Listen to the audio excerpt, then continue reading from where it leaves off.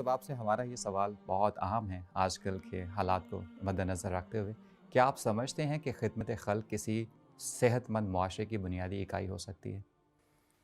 یقیناً اس میں تو کوئی شک نہیں ہے کہ معاشرہ تو انسانوں سے بنتا ہے. مین از اے سوشل اینیمل. انسان مدنی و طبع ہے، معاشرتی حیوان ہے. وہ تنہا اپنی ضروریات خواہشات کی تکمیل نہیں کر سکتا. ہر انسان ایک دوسرے کے ساتھ لگا بدا ہے.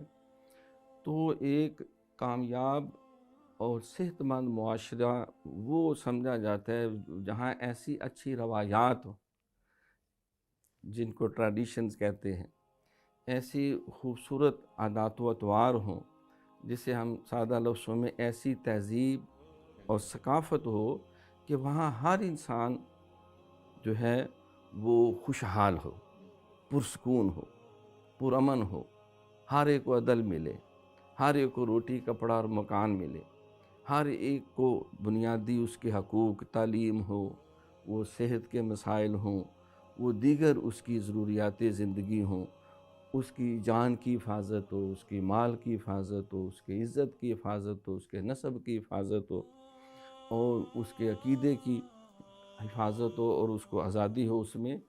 تو حضور علیہ الصلوۃ والسلام سے کسی نے پوچھا، حضور یہ ارشاد فرمائیں کہ نیکی کس کو کہتے ہیں اور گناہ کس کو کہتے ہیں؟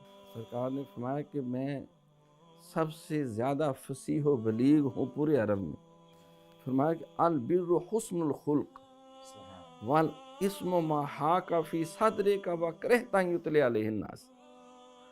کہ نیکی جو ہے وہ ہے حسن خلق ہے، انسانوں سے اچھا برتاؤ ہے. اور گناہ یہ ہے کہ جو تیرے دل میں کھٹکے، جب تو کر رہا ہو تو تیرا دل پرسکون نہ ہو، مطمئن نہ ہو، اندر ایک کنفلکٹ ہو، کشمکش ہو. وَالْإِثْمُ مَا حَاكَ فِي صَدْرِكَ وَكَرِهْتَ أَن يُطْلِعَ عَلَيْهِ النَّاسُ. اور تو اس بات کو برا جانے کہ کہیں لوگ اس سے مطلع نہ ہو جائیں، اس سے آگاہ نہ ہو جائیں، جو دوسروں سے چھپا کے کرنا چاہے.